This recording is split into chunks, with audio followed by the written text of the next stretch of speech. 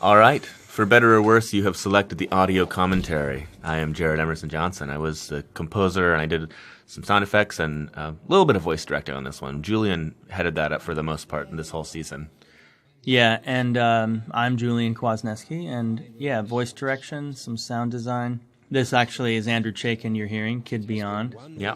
Since the tragic turn of events that transformed Max from irrepressible scamp to Very good guy to work with. Totally added depth to this character as in his psychoticness. Yeah, this character actually, we work with Andrew Kid Beyond. We've worked with him quite a lot on quite a few projects over the years, and this one, I think, for me at least, is my favorite of his characters that he's done for us. He's always great, and he's got a pretty wide range of characters that he's done across the whole Telltale catalog. But this one, partly due to Chuck Jordan's great character design and the nature of the character, but something about it is just so original and goofy and funny. It stands out for me. Yeah, I think the voice in general, it's a really good, I mean, it was a wacky cast to begin with, and all of the voice actors really they just really brought it to life. In this episode, there was a lot more narrator material than there had been in the earlier ones, and it was fun from a musical standpoint. I had written sort of these narrator themes early on in the first episode that were edited and used, and there was some variation of them written throughout the rest of the season. But for this one, all of the sequences were so much longer and a little more dynamic. I was able to kind of go back and do more elaborate variations on those narrator themes, and it was a lot of fun, especially since he ends up coming into the actual story a little bit later on, bringing him into the world there.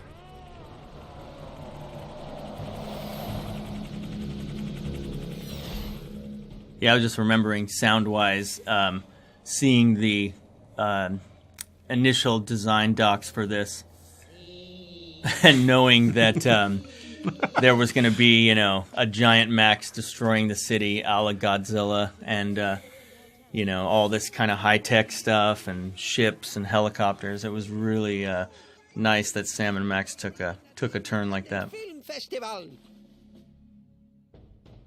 It was fun to be able to play something that it's still a very goofy Sam and Max sort of scenario, but to be able to play it very straight in the music and just like do a full-on, this is a serious epic action moment for this franchise. It was a unique opportunity, and to kind of bring that in, I really liked it, especially the moment where it first pans to the city and the helicopter. It feels like it could have been, a scene out of Commando or one of those great 80s action movies.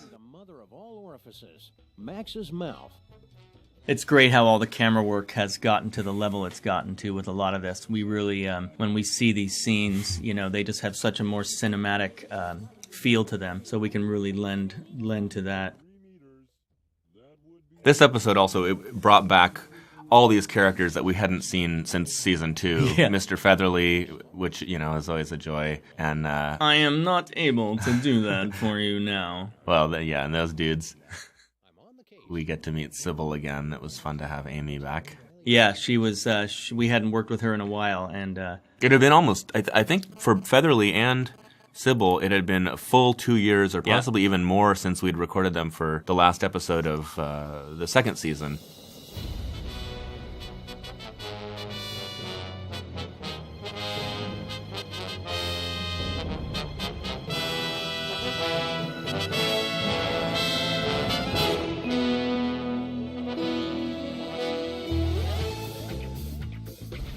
This moment here, this is actually the idea of doing this montage that sort of recaptures what was happening in all of Act 1. That was an idea that came to us. I was actually having lunch with my friend Jake Rodkin, who is one of the designers for the season, and we knew we wanted to have this sort of retro wah-wah guitar thing intercut with epic orchestral stuff. We knew we wanted to have that for the moments where you're in this city as Max stomping around later. But we were talking over lunch one day and came up with the idea of just having a montage that basically recapped everything that you just did, like in the last 5 minutes. Thought that would be amusing. Totally. It really turned out great. They I love this. The thing tune, they put too. together is great. Yeah, it's really goofy. And Bill flipping back and Storkson forth. ripping the guitar Exactly. there. Yeah. It's for those who may not know it. It's definitely a referential homage to the opening credits of a show that was called Space 1999. If you haven't ever seen that, go to YouTube and look up Space 1999, and you'll be amused. Max's brain always looks like a living room, yes? So interesting here too. Now we're back listening to Kid Beyond. So he has the narrator, but he Right. has such diversity. Yeah, Paperweight. Paperweight's another great one. And lipstick on a Vespa with a leather-bound day planner. It's Mindworms, right?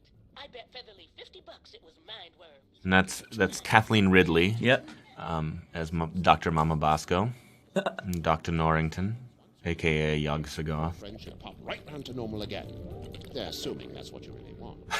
I love this squirting, I know, he's disgusting he's tentacle brutal. sounds whenever he talks. It's fantastic. Yeah, all this side. We tried to keep away from magic and try to have all this stuff really sound, just have that real classic sci-fi sound. Yeah, analog. Yeah, synthy analog stuff and theremins. really, you just know, goofy lots old of stuff. delay. Yes, you can't have too much delay on a project like this. Another party member. Oh, this is gonna be the best campaign ever. All of these Max interiors, it was important to me in this last episode to get back musically to sort of the core of the Sam and Max musical sound.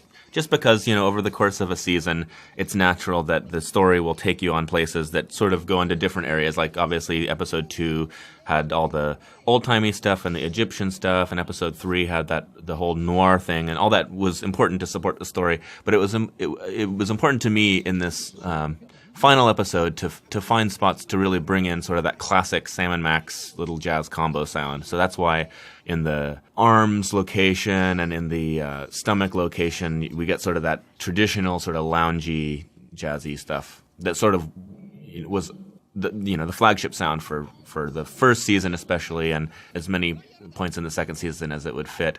I really wanted in this in all of season 3 to have more of that sort of classic Sam and Max sound, and I got about as much in as I was hoping I'd be able to. And it was nice in this last episode to be able to get a little bit more in than I had in the episodes before. Your head will collapse, and there's nothing in it.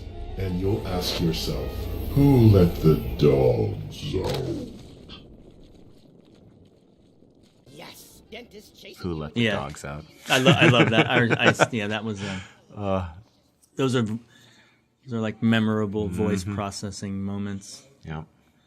And so in this episode, obviously Max is indisposed, but it's nice that they were able to have the story support William Caston Yeah. in his regular Max voice with the little Max spore heads that are floating around being jerks and trying to get in your way. Yeah, because his presence is important. That voice, yeah, the voice and the character. It would be hard to have a whole episode totally without him. Yeah, a game called Sam.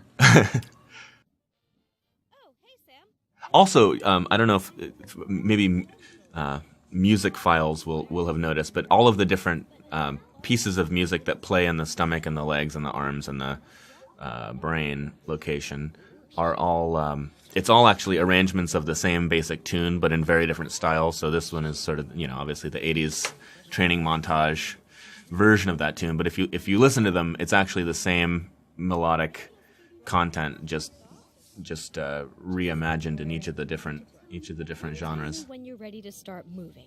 I could put in a few hours on this thing, no problem. And I always love a good 80s training montage music. You can't go wrong with that. And once again, bringing in Bill Storkson to just wail on the guitars. He's a one of a kind. He's a shredder. Musician. He's a total shredder. So Yeah, he's actually in a band called My Victim. little plug. You can check them out. Check them out. I think they got a MySpace page and Their they Facebook definitely for have sure. they definitely have a page and And it's a musical style that, you just go check it out Yeah. and you'll see You'll- how it differs from this it's a little different. 80s version. Yeah, a little different. All right, what do we hear? The Roomba. I love these. The concept of I know, I love Sam that. turning into a Roomba is delightful. So- oh, and Sam Jr. Yeah. the best. he is a welcome addition to the cast. I wish that we could have more of the adventures of Sam and Sam Jr. It's Yeah, totally. pretty goofy. Papa? I didn't do that. So who was That's Sam Jr.? That is Nikki. It's isn't Nikki it? Rapp. Nikki Okay, Rapp. that's yeah. what I thought, yeah. She's always She's lovely. yeah, it's her. She's awesome. She also did Sam and Mac. And, Yep. she was Morgan Le Fay in the Monkey Island games, obviously. I'll just get over to Battery Park and you can... This is Vegas Trip. Vegas I love Trip. his style, the way he talks. Absolutely quality.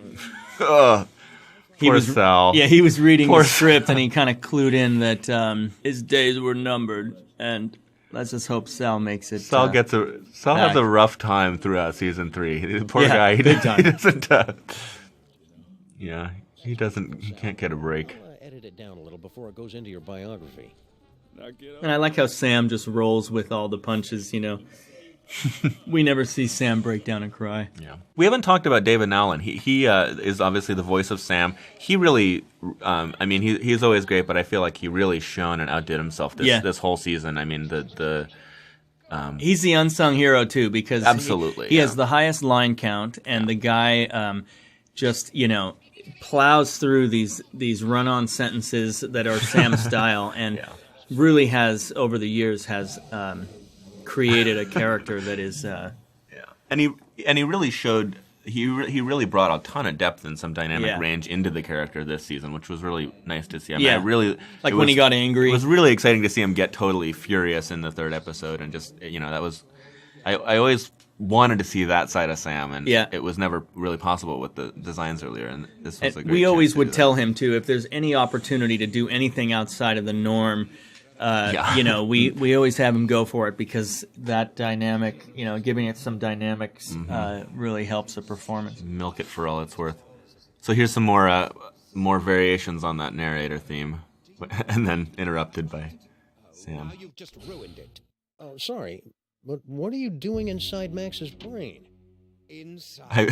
I'm sure other commentaries have mentioned, but I love that there's an American flag in his office Yeah, for some totally. reason. Like, what is that there for? Hilarious. Max's brain is a monochromatic Fey British gentleman? Not the entire brain, perhaps. It's a classic Sam delivery there. Chuck Jordan is a true artisan super ego. I love it. Yeah. I didn't think Max had a superego. Yes, well, you're fat.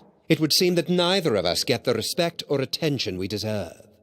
Well, you don't have to be a jerk about it. This was a great moment. This actually, I think it was Jake Rodkin's idea, but I really thought it was very tasteful to have this moment be silent. There's so rarely moments in these games where there's an opportunity for the music to not be there. And a lot of the time, it's nice to have the music as wallpaper. I certainly like it as a composer, but having moments where it can breathe a little bit, it's always so nice. Well, then you notice that, again, it's dynamics. When you're playing it, right. When it is there, it has so much more power. Yeah. And in this moment, it really suits the scene itself and the feel of it. That Sure. it really, it's just perfect. His brain catches fire and explodes, taking most of the eastern United States with it. Then we'll use his psychic powers. But how? The toys were all destroyed. All that is left is Max's memories of them, most of which were destroyed by a sudden jolt of electricity. Oh dear, did you do that? How ironic.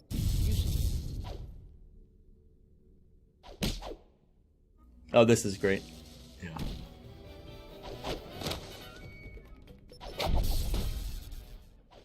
Oh, Flint. Also, okay. So this awesome. scene is great because back in I guess it was 201. It was the first episode of the second season. I wrote a little musical theme for Flint that it was just a little idea to sort of score when he was first there, and it comes back a couple times. It comes back in the 3rd episode of season 2 when he's fighting the zombies in Stuttgart. But there weren't a lot of opportunities for it, obviously, because Flint wasn't ever a major main character. And in the scenes where he did appear in season 3, it was usually in the context he was in Stinky's Diner or something. So it didn't make sense to score it with Flint-specific music. But this moment, Here, as he's battling all of Skunkape's minions, it was great to finally be able to fully flesh that theme out, and it's sort of a action James Bondy kind of action track, but with that flint paper theme. A self-destruct sequence. Maybe not, but he does. Unstable and Peter Bartow there. Yeah. He's a local guy. He gets around in the VO community for sure. Yeah. And Melissa Hutchinson there, Stinky. Hutchison, yeah. And she's just absolutely reliable. Yeah. That she is such a talented artist. Yeah, Melissa. This is just the most disgusting thing. Pennies? I don't know who came up with that. It must have been Chuck. The look on their faces pretty much says it all. Mm-hmm. Out of time to save him. What do we do? Save Sybil.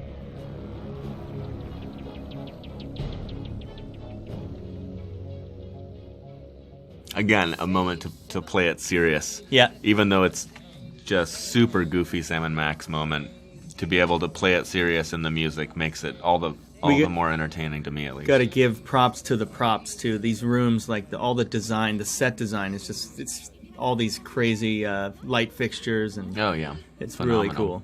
And don't forget that shiny suit she's wearing there. Mm-hmm. It's been really fun to see the improvements that have been made over the seasons to get more and more detail into the games. I mean, it's pretty amazing. Means he's more than just pure id. He's capable of self-sacrifice. I've made a terrible mistake. Max is worth saving after all. Told you so.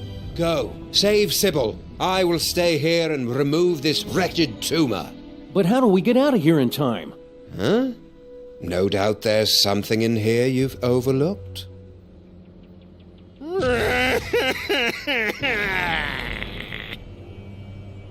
Why aren't we moving? Wait a second. This isn't the tear duct.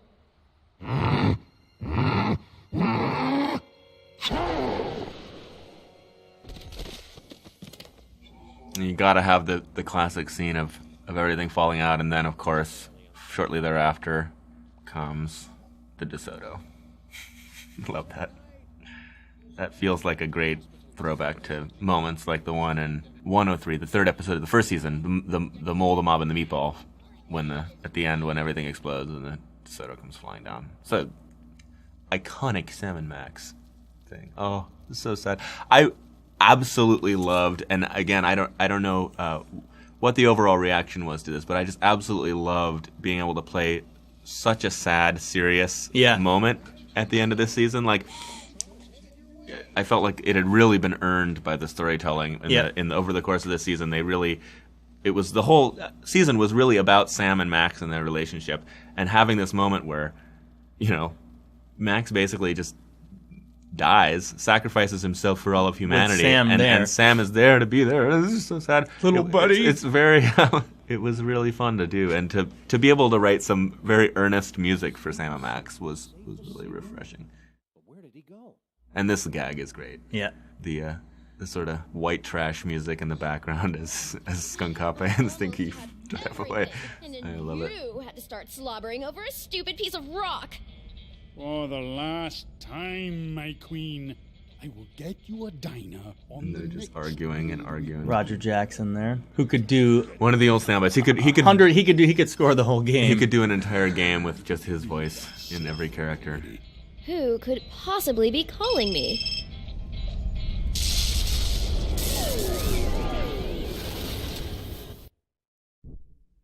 Yeah, I love that. Bing! Max? Transference secret. Oh, who am I trying to kid? I'm making all this up as I go along. Anyway, I've adjusted the cloning tank, so we should be able to bring Max back as good as new. Great, Dr. Mama Bosco. Let's do it. I'll just need a sample of his DNA, one that's less than 1 week old. Try this, Mama Bosco. It should be crawling with Max DNA. God knows what else. Perfect. This should only take a few minutes. Lincoln's just there in the back of the frame. That's also Roger Jackson as Lincoln. Yeah. That should do it.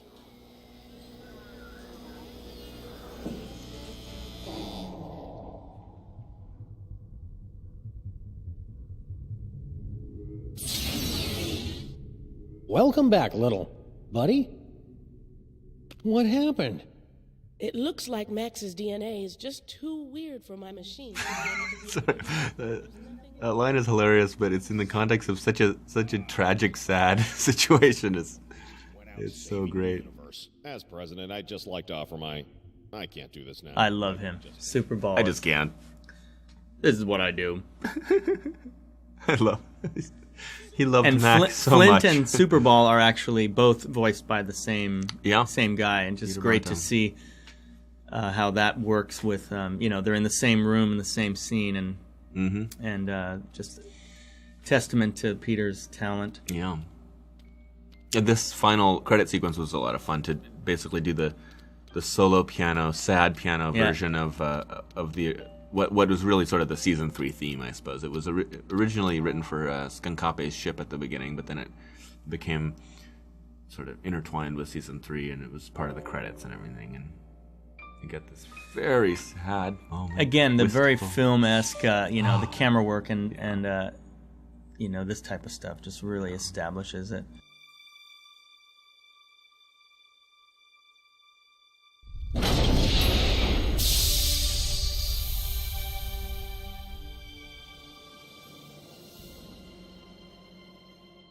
Can't actually end it tragically, of course not. But this is a great little homage back to season 2 and the time traveling paradoxes.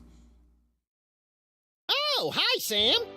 Holy beer-battered princes of Maine and kings of New England in a glass-bottom boat with a trip-hop DJ and the second runner-up in the Miss Teen Oklahoma pageant. It's past Max in a time-traveling elevator. What's shaking? Max, I thought you were... Aw. And we get the sort of very classic Sam and Max underscore music here that, was first in the very first episode of season 1 Culture Shock, and pretty much was in every episode of season 1 in some form, and most of them in season 2. Didn't really come into season 3 as much because the action always was starting right away. There wasn't a lot of the banter at the beginning of the episodes like there had been in the earlier ones. Ooh, push all the buttons. I want to scatter some dental retainers throughout the fossil record and see how long it takes anybody to notice. And then we get this great sort of reworking of the original Office theme that has appeared in a similar form at various points, but it's great to get that. And then this final little callback to Sam Jr. One more tragic moment, and then shortly resolved. Sam Jr.'s coming with them. And that's the way it was. That's the way it was. This is Jared Emerson Johnson and Julian Kwasniewski signing off. Oh, we get the other second ending. Oh, that's great. I didn't know if there would be both of them here. So for those who only played the game through once, you haven't seen this. So play it again. There are 2 endings that are determined by a choice you make sort of halfway through the game. Actually, it gives you a choice. Choose wisely, and you can pick which one. So again, the scene's very similar. I think this is the version that there's a much more extended version of that Office, that sort of action-y, energetic version of the Office music that comes in. This one sort of cuts to that a little faster because there's a little bit less banter. I thought you were... Wait a second. Where's the past me? Oh, yeah, about that. We were on a case, and you got turned into a giant monster with electromagnetic powers, so I kind of had to blow you up. It was horrible. Williams just got all those great little...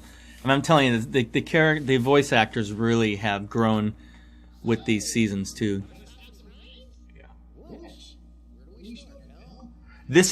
I actually like this ending a little better. I like that they go back to the city in this one, because I feel like that it's where they belong. That sort of brings it full circle back. It's where that's their everything's back to normal again. That's beneath the city, subsuming them into her blood-caked fur to form the unstoppable uber rat, Empress of Slaughter. Oh boy! And they're doing such classic things that sound like a story from the comics. We get that building Office theme. I can still drool on her till she begs me to stop. You crack me up, little buddy.